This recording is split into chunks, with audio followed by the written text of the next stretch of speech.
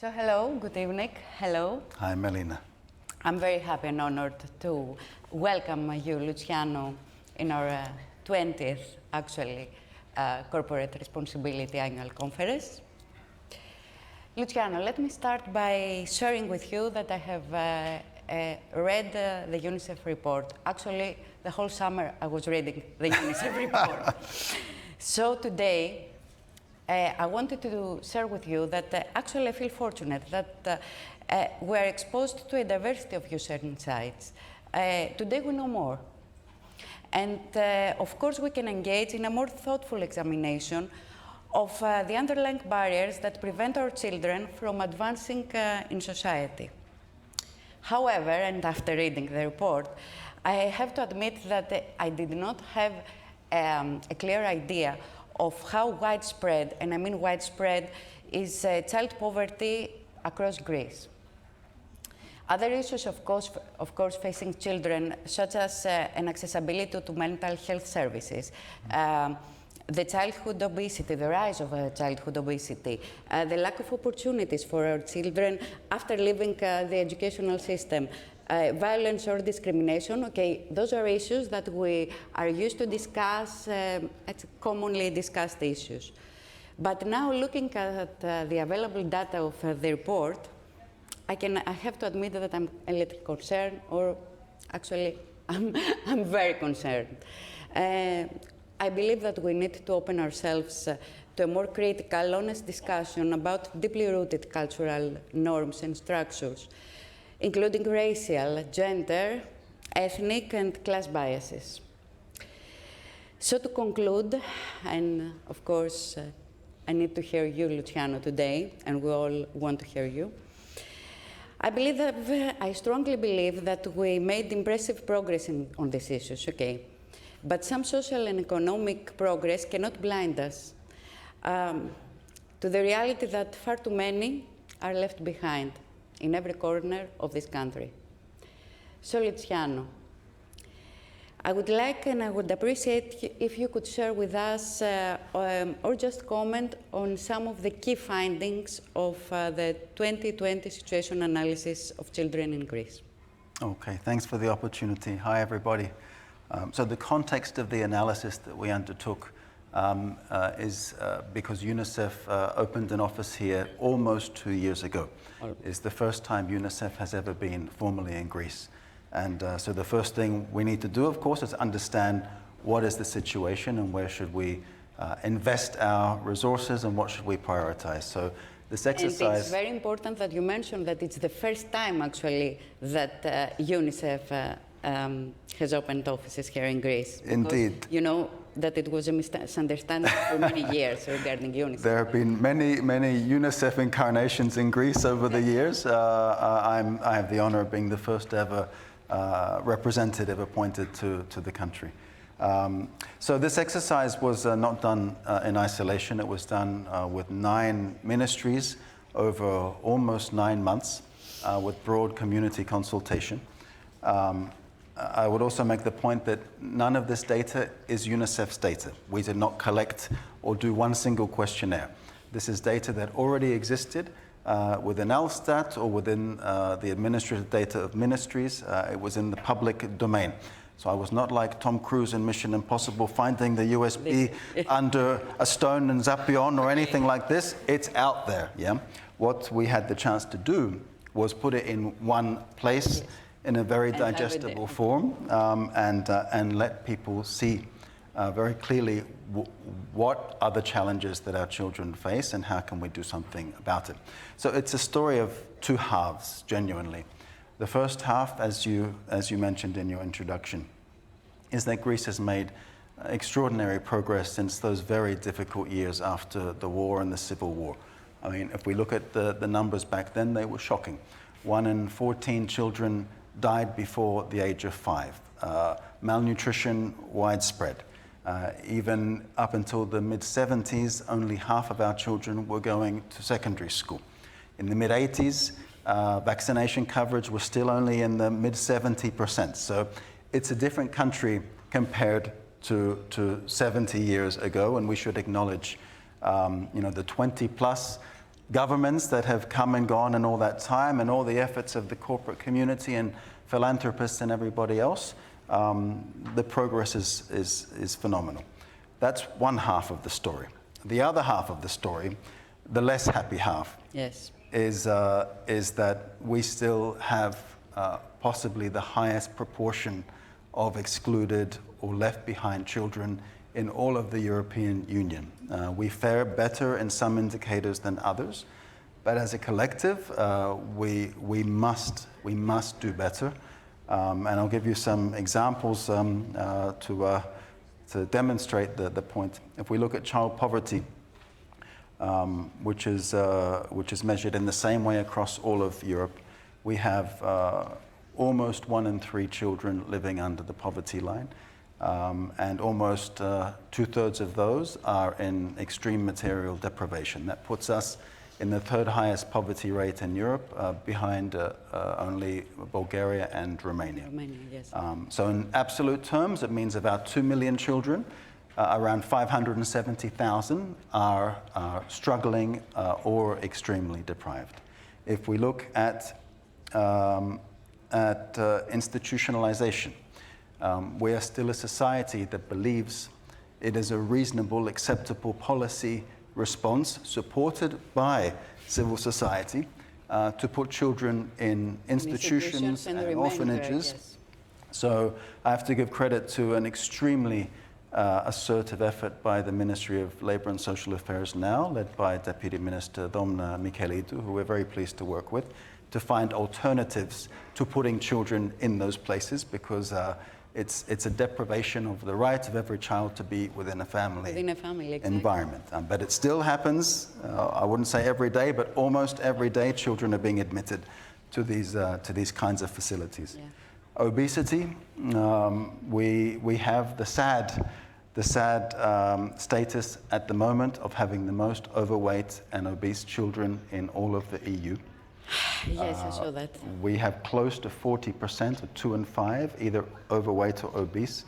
Around half of those are obese, with huge consequences on their health and on pressure on the health system as those children become adults, and of lost economic participation of those children, because we see from data around the world that an obese child is very likely to become an adult with below average health outcomes and then participating economically less than someone who is not.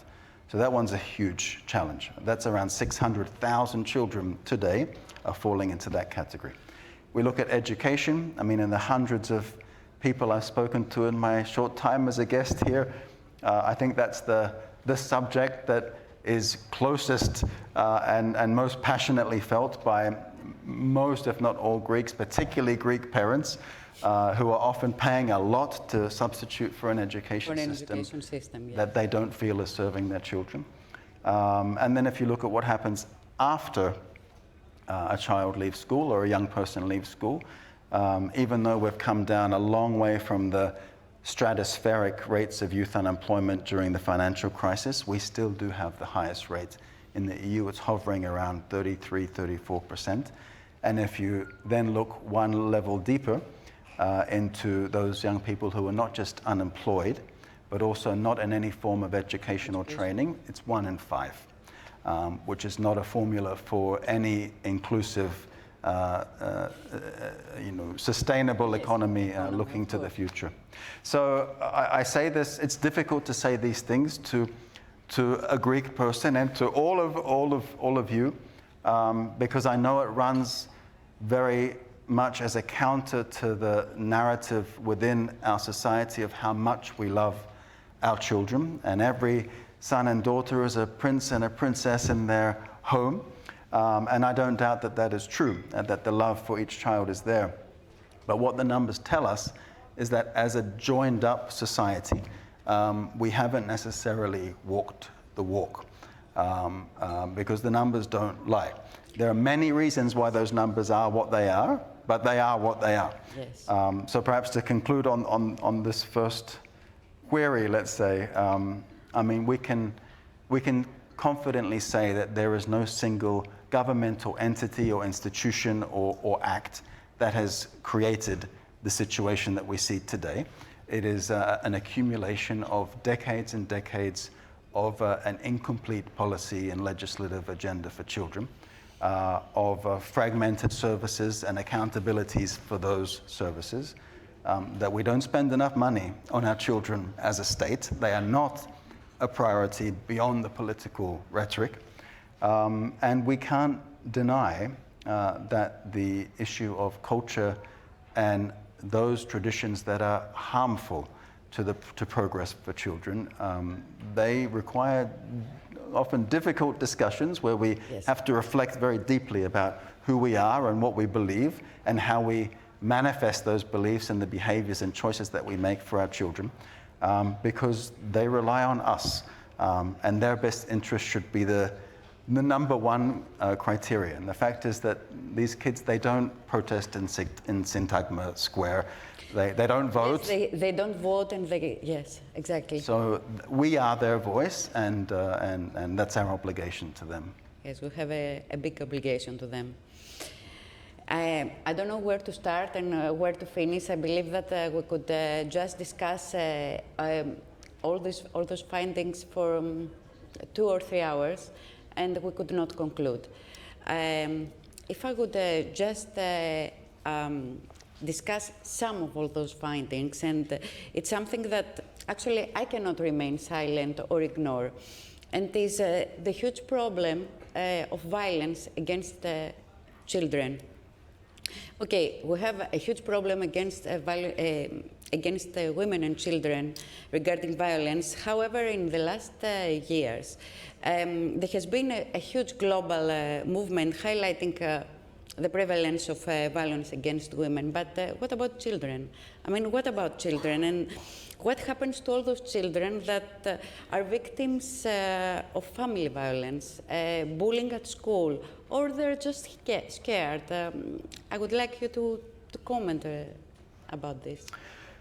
Yeah, that's a tough subject, and I was listening to Agnes with great interest during her presentation as well. So the first thing I would say that in the past 5 or 10 years, there's much more openness about speaking around the issue. Exactly. There's very much a taboo around this in most societies, if not all around the world. So number one, it's great that we're even talking, and we need to continue to expand that conversation in every echelon of society. We know that globally around 1/4 of all children suffer physical, sexual, or psychological abuse. Sexual abuse is more likely by a factor of 3 to be experienced by girls instead of boys. Instead of boys, yes. But then if you look at intergenerational violence, we know that a young boy who is either a survivor or a witness to violence in their home is 3 or 4 times more likely to be a violent adult within their own family once they grow up. We also much better understand the impact of violence on later life, violence against children in their later life, including direct impact on the development of cognition of the brain, which of course has multiple impacts later in life, including the ability to fully participate socially and economically in society. And we know that the nature of violence against children changes as the age of a child changes. And gender, of course, we cannot deny, plays a key role. Gender norms within a community are a major driver in violence against children. So in Greece, I think the short answer is nobody knows. Yeah, the last significant piece of research that we could find that informed the situation analysis was done more than 10 years ago by the Institute of Child Health. Yeah. There have been many smaller studies since then, and some quite recently, but none that we can say, at least to our knowledge, represents a statistically valid data set across the entire country. There have been some amazing efforts that are ongoing now by people like Member of Parliament Elena Rapti, who is championing addressing sexual violence. Yes, for many years now. For a long time. I think the National Action Plan has just been approved, which we look forward to working with her on. Organizations like ELISA, who are very credible in this field and have also been working for many years. But nonetheless, I think it's fair to say, despite the best efforts of a significant number of actors, we don't yet have a joined up response or even understanding. So, I mean, there is no uniform framework in Greece for collecting data and evidence and analyzing violence against children. We rely on small-scale or anecdotal data. We know, for example, that from civil society organizations, they estimate of the children they become in contact with, around between 7,000 and 8,000 serious cases a year, 7,000 to 8,000, based on their presence on the ground. The calls to various helplines, child helplines, have increased by a third to a half since 2019. Obviously, we can quite confidently point to COVID and the impact of COVID within households as part of the reason for that. But then if you look at the official data, for example, police data, the police report just over 1,200 cases reported to them over 2019 and 2020. So let's compare. You have the 10-year-old research, which said up to 50% of children experience physical violence, 75% psychological violence. NGO community collectively, somewhere between 7,000 or 8,000, a very different number. Yes. The police, 1,200, a very different number again. Very different. So I think the conclusion is that we need to do a lot more evidence gathering before we can have a policy response that we can be confident will address the drivers within communities. Otherwise, we can end up taking an action which is in good faith and with the best intentions, but maybe we have missed some vital considerations because we didn't know enough.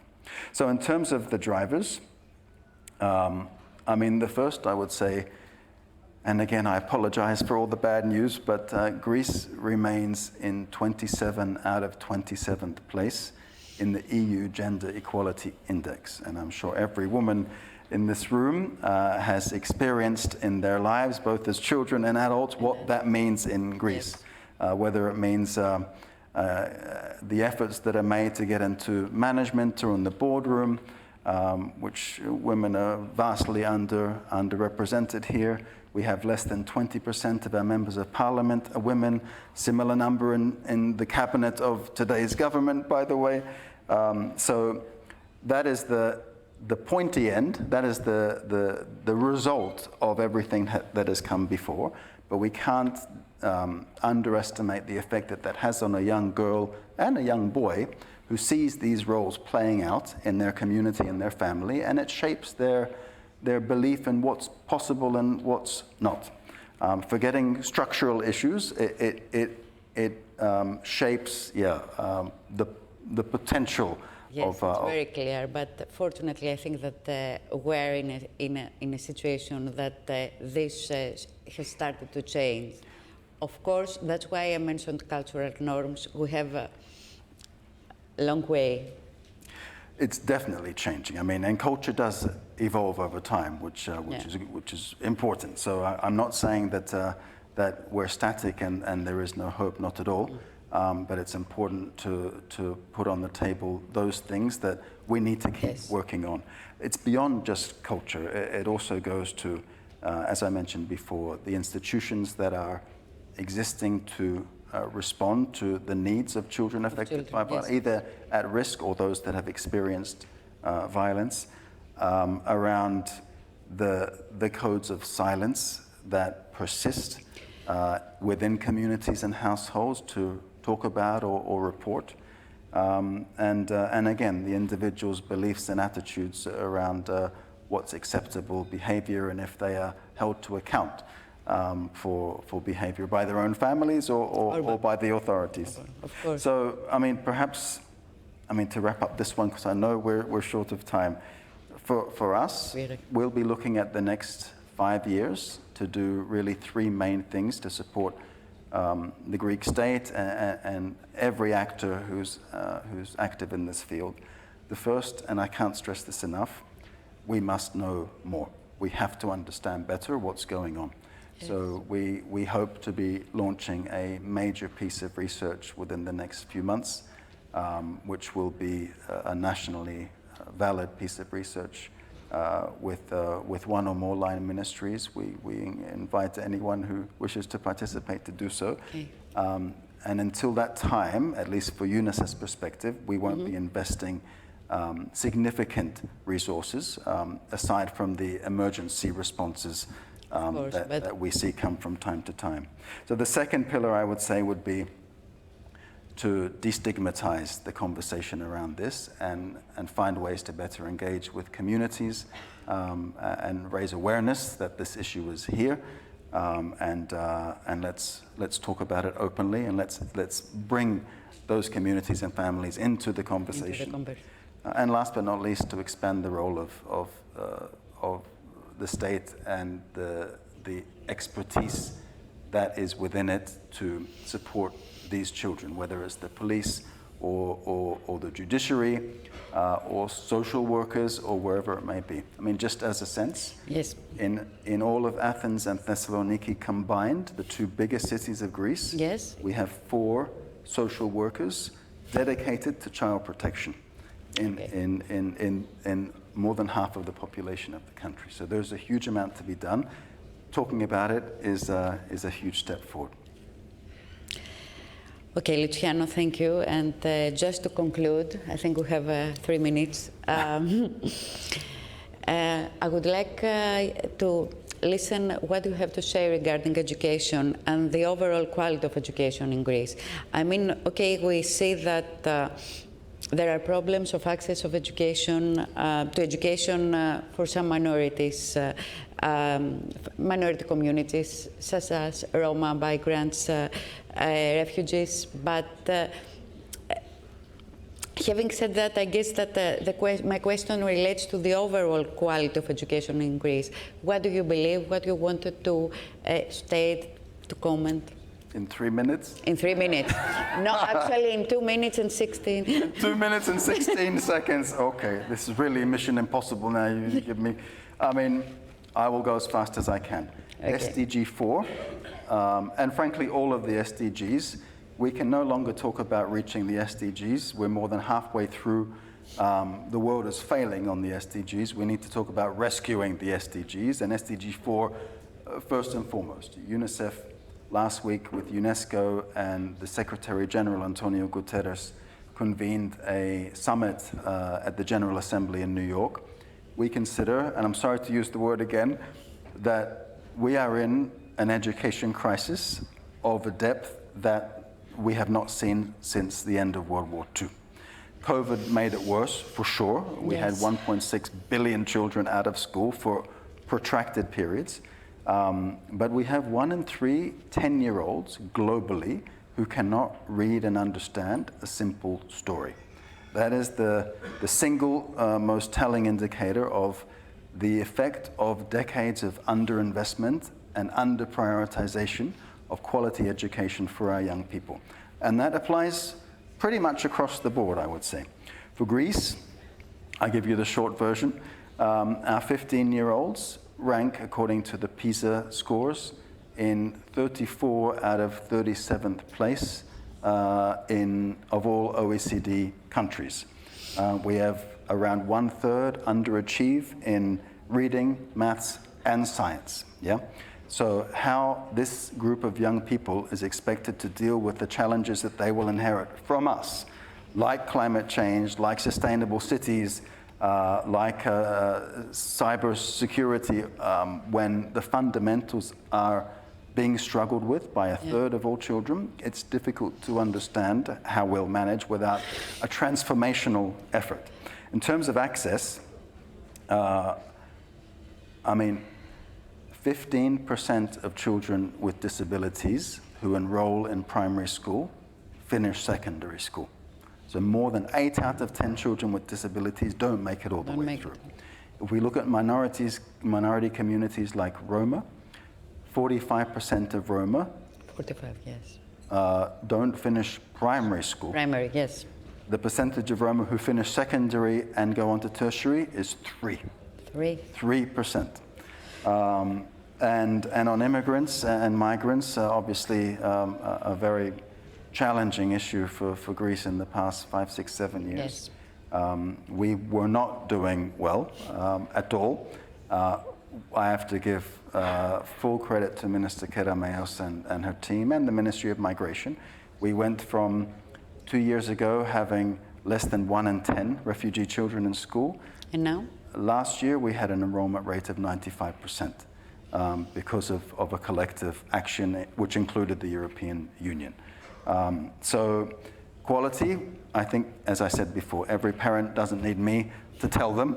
Access, we can say we have relatively universal enrollment, but what happens after that is very different depending on which socioeconomic group and community you belong to.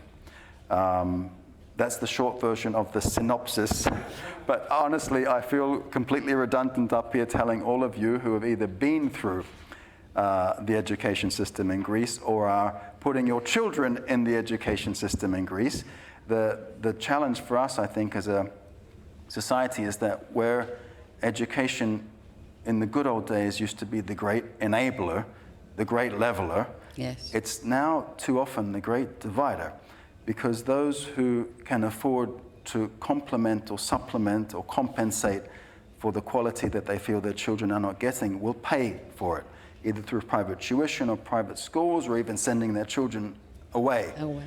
Those vast majority who cannot afford those things will end up quietly struggling with a system that is no longer meeting the needs of a 2022 labor market and expectations of employers, many of whom are sitting in this room.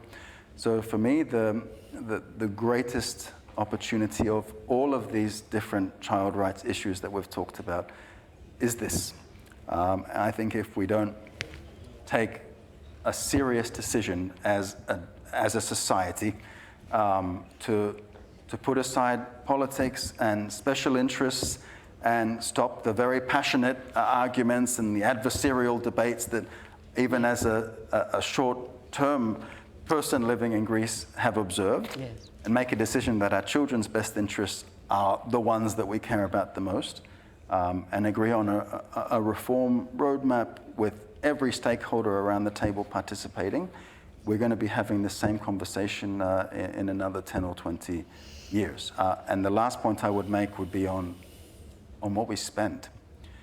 Greece as a state spends barely more than a third of the EU average per capita on educating our children. So the average EU member state spends around 7,000 euro per child per year.